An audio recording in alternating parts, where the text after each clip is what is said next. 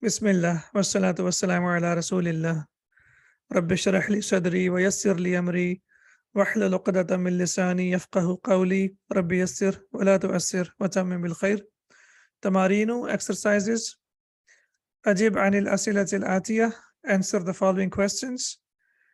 Aina hadhihi al madrasatu? Where is this school?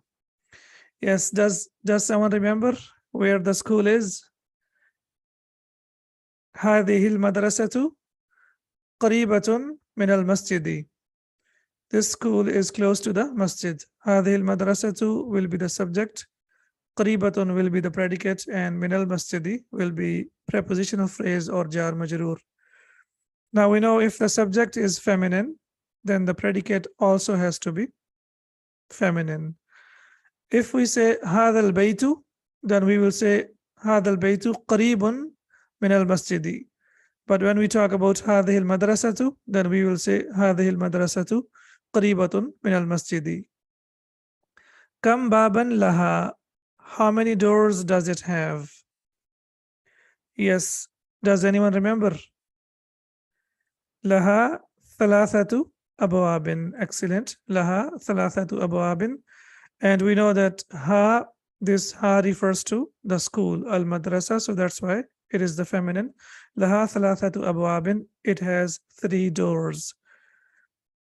أمغلق أبوابها الآن أم مفتوحة? Are its doors open right now or closed? Yes, we have seen in the lesson, it was written that أبوابها مفتوحة الآن. Its doors are open now. أبوابها مفتوحة الآن. Now we know that أبواب is the plural of غير عاقل, so this is singular feminine. So when the subject is singular feminine, then the predicate also has to be singular feminine. أبوابها مفتوحة الآن. Its doors are open now. Here we have a beautiful combination of a and It is used to choose between 2 things when we have a choice. And a and they come together. They have a combination a and So whenever we want to choose between 2 things, or when we are asking about 2 things, for example, أمغلقة أبوابها الآن أم مفتوحة? Are its doors open now or they are closed? And the answer is أبوابها مفتوحة الآن. And inshallah, about this and similarly about the use of أو, we will learn in the beginning of book number 2, inshallah, in detail. كم نافذة في هذا الفصل? How many windows are there in this classroom? All right, فيه نافذتان كبيرتان. Right, فيه نافذتان كبيرتان. It has 2 big windows. كم طالبا في هذا الفصل? How many students are there in this classroom? Yes, how many? فيه 10 طلاب. فيه 10 طلاب. There are 10 students in it. Okay, excellent. أكلهم من بلد واحد? Are all of them from one city or one country? أكلهم من بلد واحد؟ لا، هم من بلاد مختلفة. Excellent. لا، هم من بلاد مختلفة. No, they are from different countries. Next question. من أين أبو بكر? Where is Abu Bakr from? Yes, هو من اليونان. He is from Yunan. هو من اليوناني. He is from Greek. Okay. من أين أحمد? Where is Ahmed from? Yes. Does anyone remember? من أين أحمد? Where is Ahmed from? هو من الهند. He is from India. هو من الهند. He is from India. Okay, excellent. Next question is من أين يوسف? Where is Yusuf from? من أين يوسف? Yes. Do you remember? هو من إنجلترا. Excellent. هو من إنجلترا. He is from England. All right. The next question is من أين محمد? Where is Muhammad from? هو من اليابان, right? هو من اليابان. He is from Japan. All right. Next question. من مدرسهم? Who is their teacher? من مدرسهم? Who is their teacher? مدرسهم الشيخ بلال. مدرسهم, their teacher, الشيخ بلال, is Sheikh Bilal. من أين هو? Where is he from? It refers to the teacher. من أين هو? Where is he from? Do you remember? هو من Syria. He is from Syria. Okay. ضع هذه العلامة. Put this sign, which is the check sign, أمام الجمل الصحيحة, in front of the correct sentences. Now we know that أمام is used as special مضاف. That's why the noun that comes after it will be مجرور. الجمل is موصوف. الصحيحة is the صفة. أمام الجمل الصحيحة وهذه العلامة, and this sign, which is the X sign, as we can see, أمام الجمل or أمام الجمل, in front of the sentences, التي ليست صحيحة, that are not correct. So we have the check sign and we have the X sign. So we have two signs over here, and we have to put these signs in front of the sentences to make sure whether they are correct or not. مدرستي قريبة من المطار. My school is close to the airport. Okay. It is incorrect. مدرستي قريبة. Do you remember? من المسجد, right? مدرستي قريبة من المسجد. Next one is لها ثلاثة أبواب. It has 3 doors. Is this true or false? لها ثلاثة أبواب. Yeah, it has 3 doors, so that is true. أبوابها مغلقة الآن. Its doors are closed now. مغلقة أم مفتوحة? Do you remember? False. Yeah, they are open. So we will say this is incorrect. مكاتب الطلاب كبيرة. The desks of the students are big. Okay, do you remember? The desks of the students, are they big or small? No. Excellent. So they are small. All right. So this is incorrect. The next one is مكتب المدرس كبير. The desk of the teacher is big. Yes. Do you remember that? مكتب المدرس كبير. The desk of the teacher is big. That is true. Correct. Okay. Excellent. Next is في فصلنا 10 طلاب. There are 10 students in our classroom. True. Okay. Correct. There are 10 students in our classroom. Then we have عمار من يوغوسلافيا. Ammar is from Yugoslavia. Okay, no, that's incorrect. Bayramu min Turkiya. Bayram is from Turkey. Yes, that's right. Okay, excellent. Yusufu min Malaysia. Yusuf is from Malaysia or Malaysia. No, he is from England. Okay. Then we have Mudarrisuna min al-Iraqi. Our teacher is from Iraq.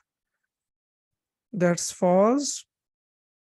Mudarrisuna min Syria. In the lesson we have seen that our teacher is from Syria. Okay, excellent. I'm happy that you remember all the information. Excellent. Okay. Next question is Udhkur al-Bilad al-Waridata. Now we have to mention the countries al-Bilad al-Waridata في الدرس, in the lesson, من آسيا وأفريقيا وأوروبا, from Asia, from Africa, and then from Europe. So we have seen in the lesson that these cities, these countries are from different continents. So al-bilad allati fi Asia, the countries that are in Asia, al-Yabanu, al-Sinu, al-Hindu, and Malaysia. So these are 4 that we have seen in the lesson. They are from Asia. Then we have al-bilad allati fi Ifriqiya. We have 2, Nigeria and Ghana. These 2 are from Africa. And then we have al-bilad allati fi Europa, and the countries that are in Europe. And we have seen that it's Inglaterra, England, al-Yunanu, Yunan, and Turkey. So this information is just like we have seen this information in the lesson. So that's why we have it over here. The next question, okay, it's just al-kalimatu al-jadidatu, the new words, al-maktabu, and the plural is makatibu, mamnu min as-sarf, and it means desk and desks. Al-kursiyu, that means chair, and kurasiyu, also mamnu min as-sarf, chairs. Al-lawnu, color, and alwanun, colors. Al-qiblatu, qibla or direction, and then we have dhaka, that equals dhalika. So dhalika is more common. Dhaka is not used a lot, but it's a part of the Arabic language, and that's why we also need to learn dhaka and also dhalika. Alhamdulillah, our lesson is finished. Now let's go back to the verbs a little bit. We have learned not a lot, little bit about the verb. For example, about dhahaba, we have learned the conjugation of dhahaba, but we haven't learned all of it, right? We have learned dhahaba, which is the third person al-ghaib masculine, and we have learned dhahabu, but we haven't learned the dual. So I think it's high time that we learn the dual as well, because inshallah, when we start book number 2, which is not far away, then we will definitely start our journey of learning the verbs. And verbs are really, really amazing in Arabic language.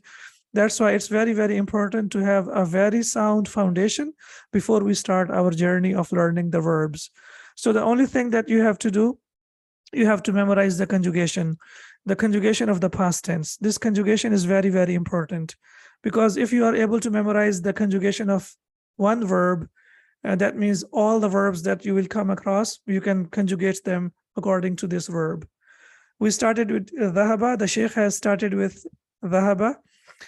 We have learned dhahaba and dhahabu, but we haven't learned the dual. So we can see now that the dual for dhahaba is dhahaba.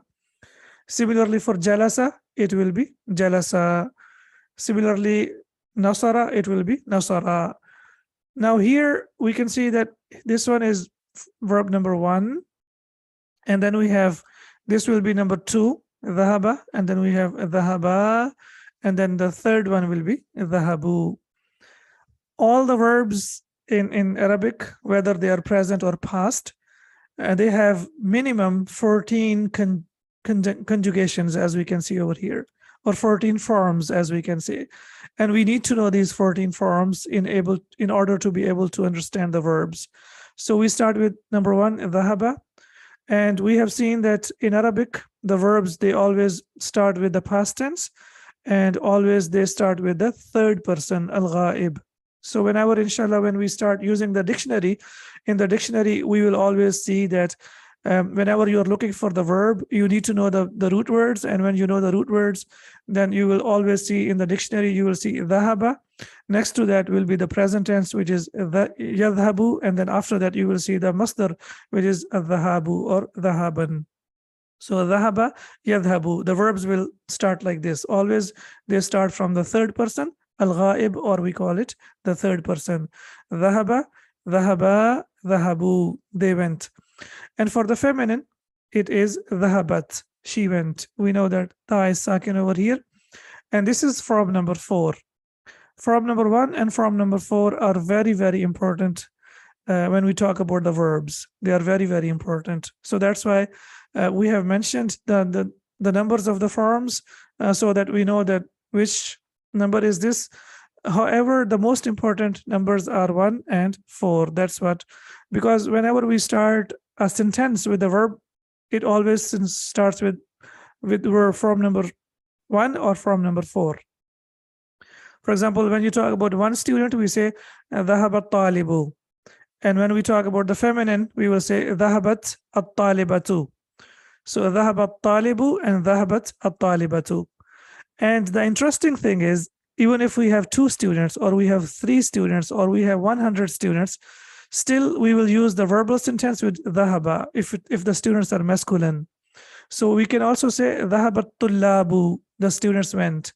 And if the students are feminine and they are like 100, 200, or even more than that, we will say dhahabat at-talibatu. So the verbal sentence always, either it starts with form number 1 or it starts with form number 4. That's why we need to know 1 and 4. Then we have the dual is dhahabata. So you see this ta continues, and after ta we only add alif. For dhahaba we add only alif for the dual, and similarly for the feminine we add alif to that as well. So we can see that the doer in the dual is alif. The doer of the action is alif. So dhahabat, dhahabata, and dhahabna, they went. Then we have learned dhahabta and dhahabtum. We have learned already. And when we talk about the dual, it will be dhahabtuma, you both went, and dhahabtum, you all went. Then when we talk about the feminine, we say you went, so we will say dhahabti. And when we want to say you both went, we will say dhahabtuma, and you all went, dhahabtunna. We have learned all of them except for the dual. So now we have to memorize the dual, or we have to learn the dual. So when we talk about the third person, we have dhahaba, dhahaba, and dhahabata. And when we talk about the second person, we have dhahabtuma and dhahabtuma. They are the same. However, from the context, we will know whether we are using it for the masculine or we are using it for the feminine.